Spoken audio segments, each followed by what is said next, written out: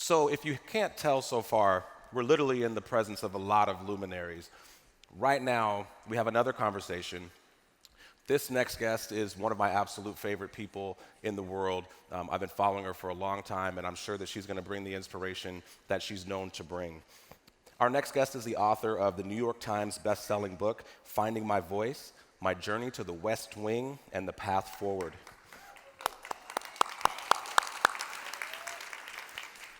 You could read her bio for 3 or 4 days.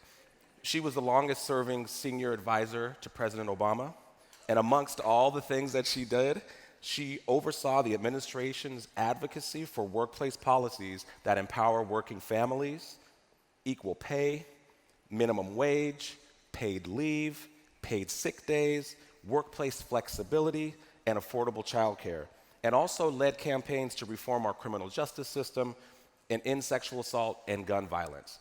She will tell you more about who she is, but we want to welcome Valerie Jarrett, Senior Advisor of the Obama administration and former Senior Advisor to President Obama.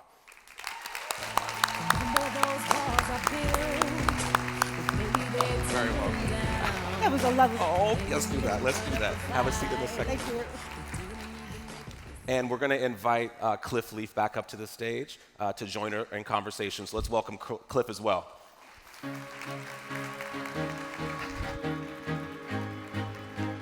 You guys look great out there. Up early, ready to go? I guess not so early anymore. Yeah.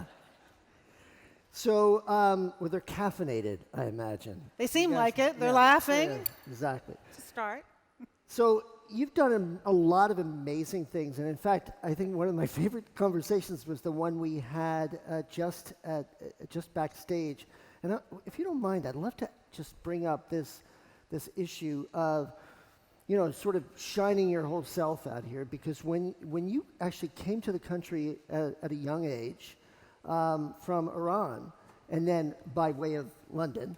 And then when you came here, you were self-conscious about your, where you'd grown up, and didn't really want to talk about that. And actually, you said it took me 3 decades to get over it. It's true. And so, how did that affect your sort of career and engagement in the world? All right, so first let's explain why I was born in Iran. That's the first step here. So in the 50s, my father, who was a physician, married my mother in Chicago. He was from D.C., she was from Chicago. Then he joined the Army. And when he was leaving the Army a couple years later, he was looking for a job at a major academic teaching institution in the United States, and he couldn't find a job comparable to his white counterparts. And so he and my mother, who were pretty adventuresome spirits, decided to look for a job outside of the United States. And at that time, the United States and Iran had very strong diplomatic relations, and he was offered a job to help start a brand new hospital in Shiraz, Iran, and chair the Department of Pathology.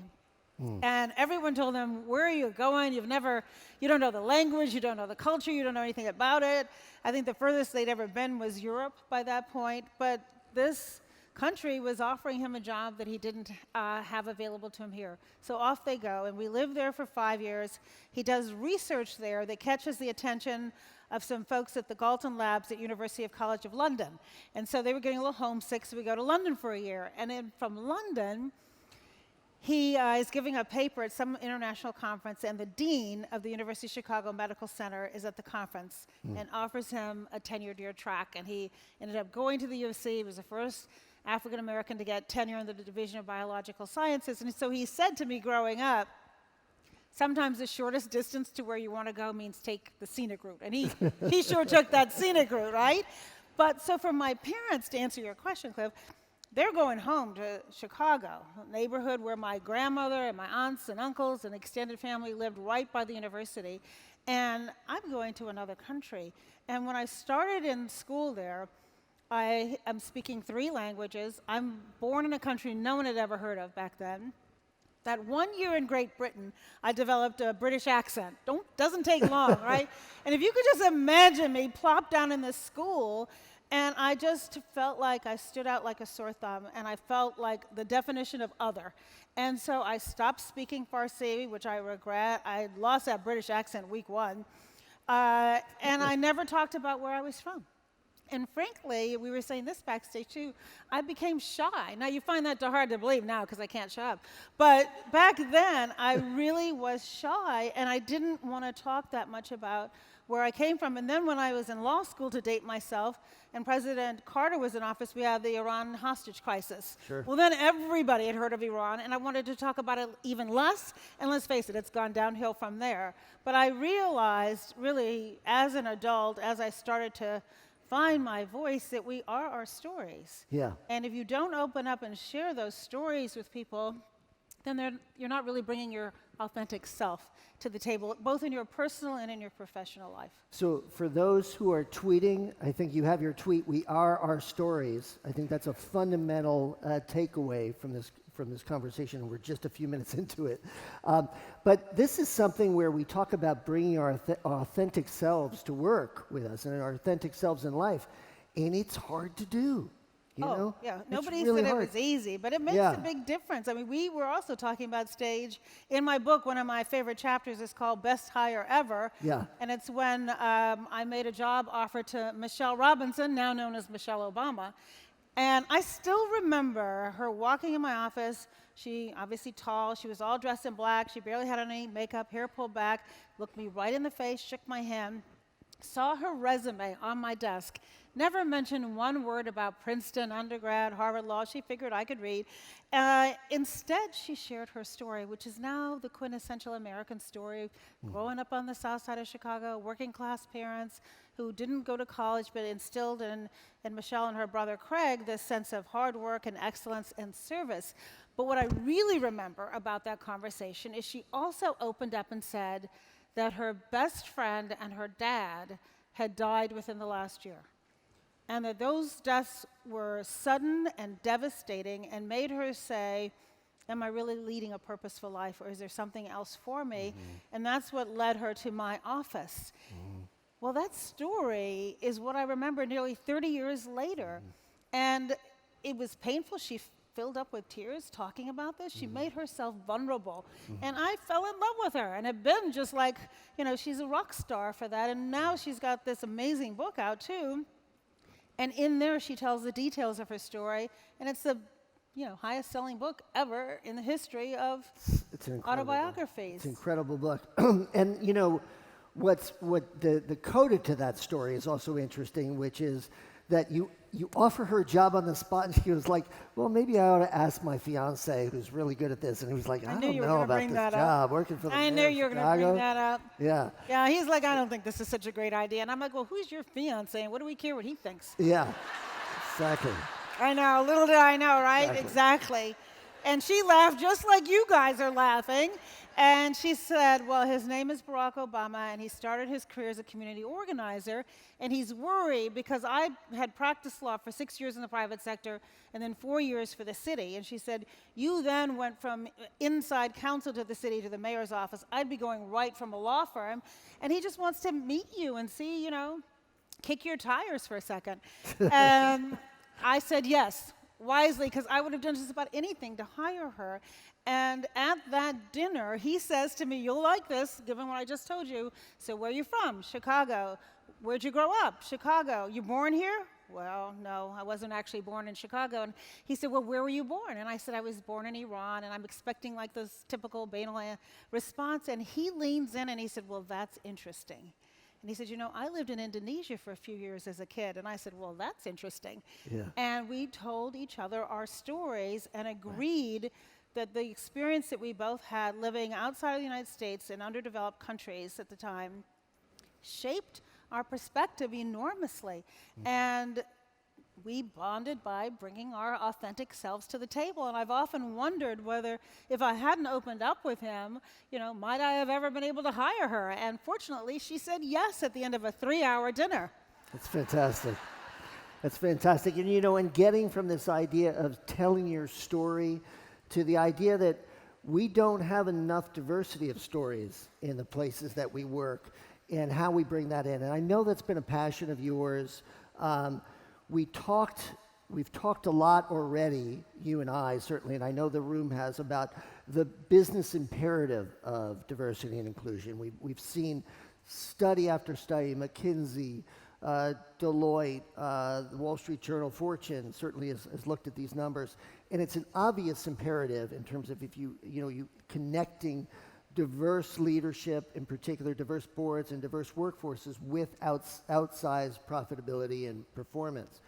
But in addition to that, in a time of disruption, having that line of connection to your customers and community is just as important. Absolutely.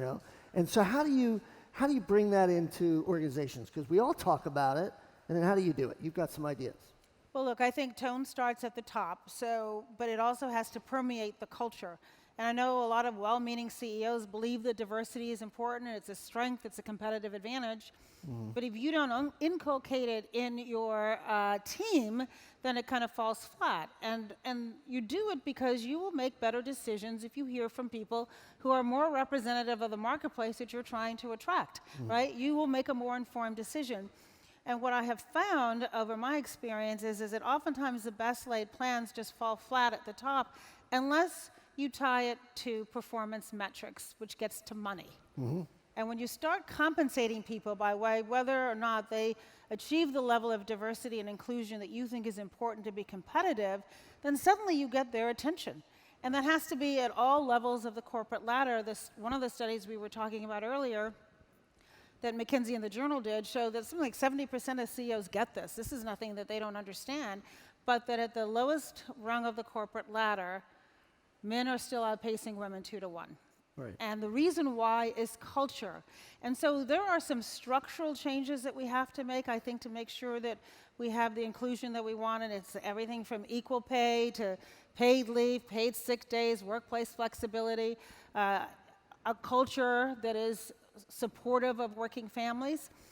But the culture doesn't happen just because you want it to. It takes aggressive, affirmative action. And you have to have built into place kind of the rigor that it takes to have that positive and negative feedback loop.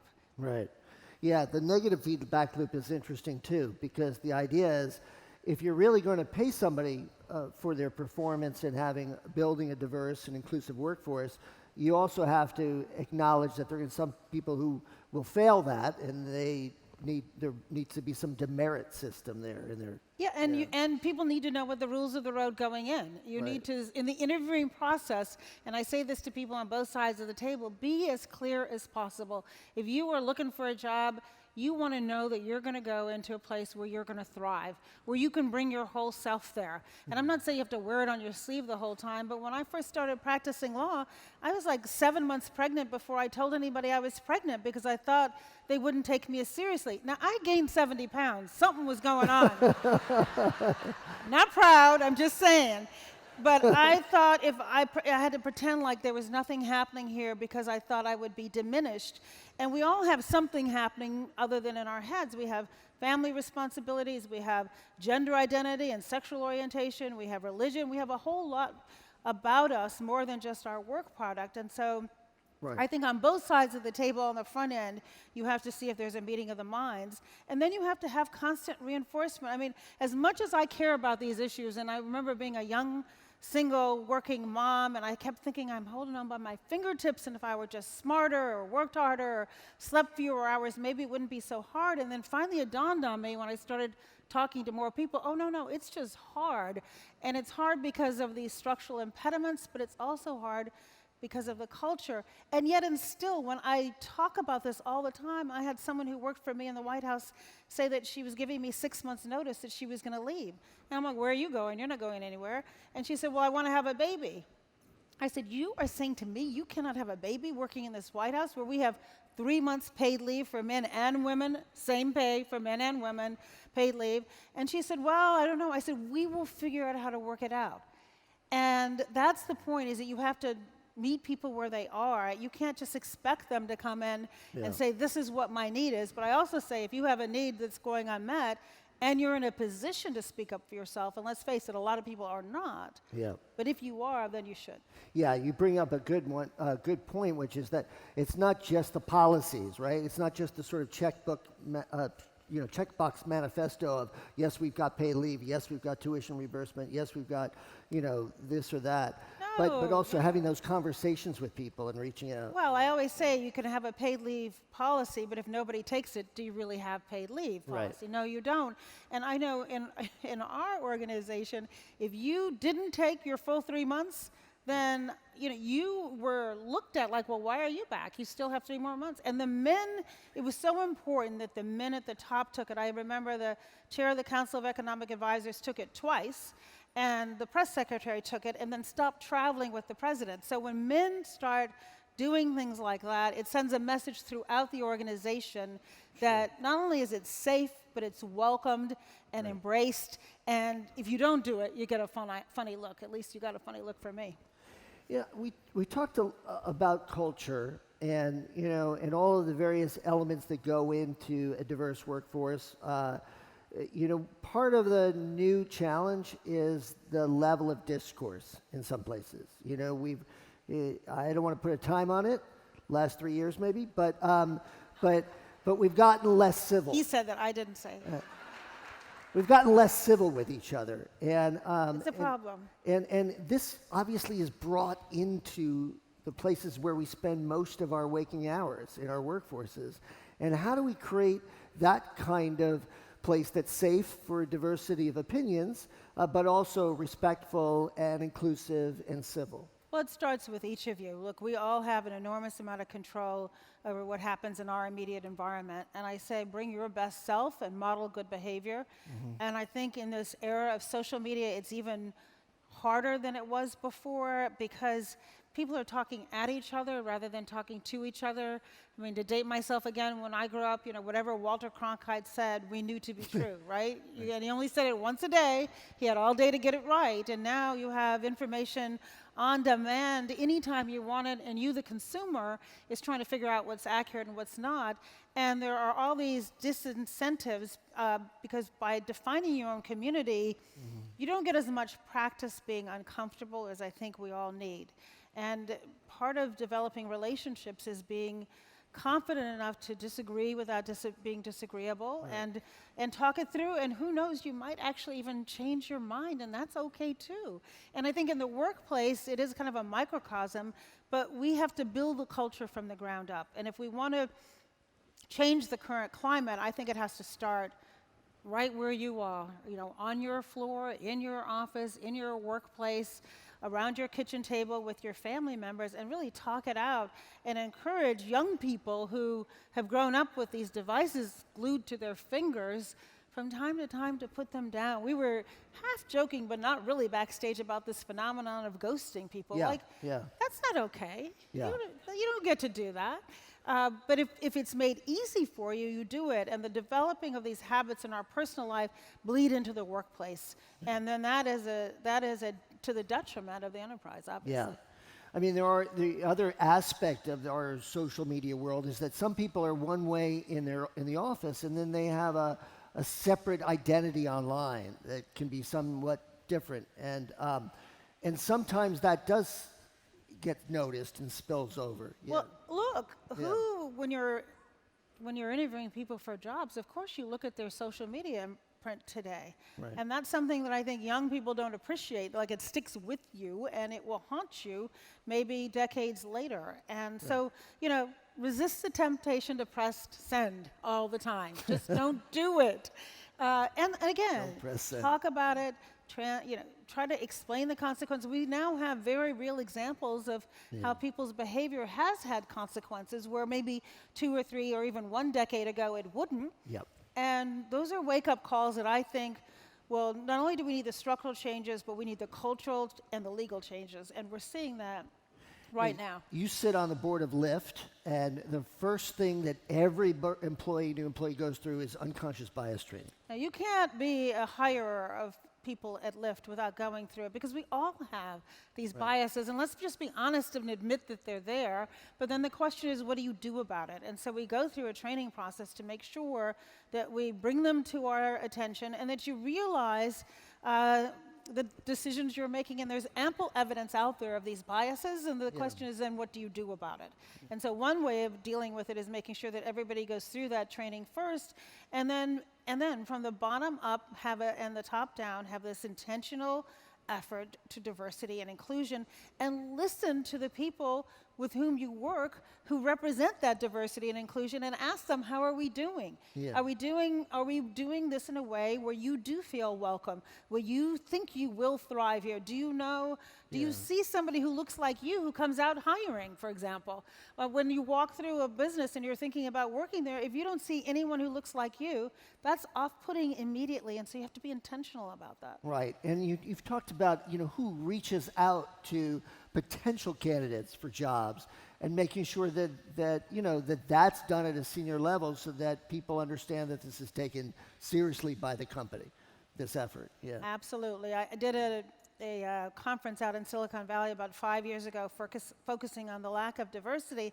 And I asked several of the people who attended the conferences who were saying, we're so disappointed we don't have enough African Americans working at our companies. And I said, well, where do you go to interview? Do you go to any historically black colleges or universities? Yeah. No. Well, it's like if you want to rob a bank, go where the money is. I would love to just see from the audience, how many of your companies have unconscious bias trainings? That's okay. So that's excellent. That's excellent. And how many of them are mandatory? Okay. Excellent. And how many of these start on day one for a new employee? Okay. So this is the distinction. So it's mandatory for most of you. All of you have got it, but a handful of you start on day one, and that certainly sets a tone, doesn't it? Well, it does, and I also think what I'm seeing, and I'm curious about the audience, that there are more and more affinity groups that are coming up in companies. And I know at Lyft, for example, I went and I spoke to the African American and the people of color and the women, and the fact that senior people reach out and say, let me understand what it's like here for you, I think sends the positive message that you really do believe in inclusion. One of the powerful aspects of this that I've seen recently is the understanding of neurodiversity, of people who may be on the spectrum or with various mental illness as well, and reaching out. How important is that for organizations to start including that in their idea of diversity? I think it should absolutely, for a whole host of reasons. First of all, you're leaving talent on the sidelines if you don't have an open mind. There are many people who have all kinds of limitations in one area who then excel in another area. You were talking about the surgeon who only had one eye. Yeah. Now, that's unusual, but you know what? His other sensories beefed up as a result of it. And so I think we should have a broad and inclusive definition, again, recognizing we're all competing for talent. Yeah. And the definition of talent isn't just how you perform on your test scores or whatever you think about for an entry-level worker. It's what life experiences have you had that will enrich your contribution to the enterprise. So this organization is the great place to work. We talk a lot about workplaces and private enterprise, but you spent a good chunk of your professional life thinking about public policy, whether in the city of Chicago or in the White House. What is being thought of now in terms of helping workplaces, or what were some of the best practices that you thought of in terms of public policy to help workplaces make these discoveries? Yeah, so for 8 years I chaired the White House Council on Women and Girls, and I think it was informed, again, by my early experiences as a single working mom, where I had a good paycheck and health insurance and steady daycare and reliable parents who lived a mile away and a safety net that was really there for me. And I still felt like I was holding on by my fingertips. And so I brought that early experience with me. And what we realized in talking to many of you, employers and employees around the country, is that in order for working families to thrive, we have to focus on, are we providing with our workforce with a living wage where you can afford to feed your families and live in dignity? Do we have a closed pay gap? Women still only make 80 cents on the dollar, women of color much less. And are we looking at the data to see whether or not there is a gap? There are a lot of companies who pride themselves on being a good place to work who don't actually look at their own data. And if you do look at it and there's a gap, close it, and then look at what are the structural impediments that created it in the first place. What are we doing for flexibility in the workplace? And technology makes that a lot more possible, with the caveat that we still have to make room for people to actually interrelate with one another in the human experience. It can't just all be online, or we lose something from that. Affordable childcare, something that was important to me as a working mom. This culture that I'm talking about, where you don't have to worry about whether or not you're going to be harassed in the workplace. And we've seen just as recently as last week what can happen to both an individual and a company that doesn't abide by those rules. So there are these real examples out there.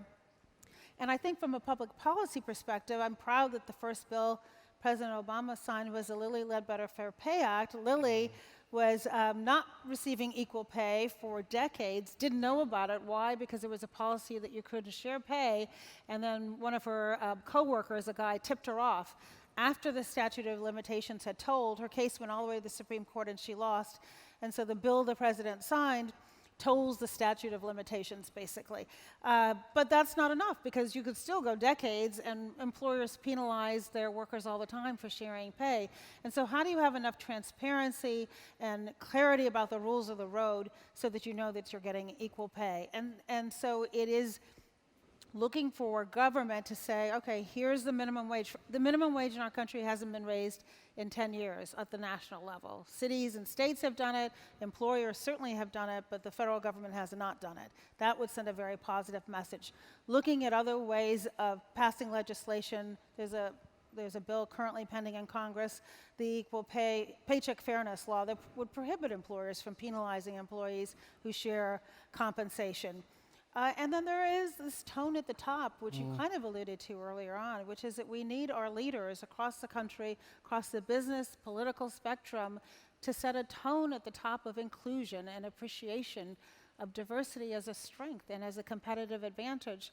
And we are in a global marketplace. And I know more and more companies are looking at what their workers in other countries are getting in terms of benefits. You take paid leave, for example. If we're the only developed country that's not offering paid leave, how are we going to compete for talent in a global marketplace? Yeah. And so I think there are laws that can be passed at the state, federal, and local level, but in addition to that, we have to have a culture. The laws alone don't change the culture. They can certainly pave the way, they can get the conversation going, but we need to have both acting in synergy with one another. Well, thank you. That's the perfect tone on which to leave this conversation for now. And thank you, Valerie Jarrett. Thank you. Thank you, everybody.